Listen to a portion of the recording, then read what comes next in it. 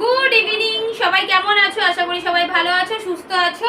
সন্ধ্যা দেওয়া কমপ্লিট হয়ে গেছে আর এখন প্রায় 7টার বেশি বাজে। এখন একটু রেডি হব, রেডি হয়ে কোথায় যাব পরে তোমাদের সাথে শেয়ার করছি। আর এই দেখো, এই কালোতে লাল এই শাড়িটা পরবো, সঙ্গে এই ব্লাউজটা পরবো।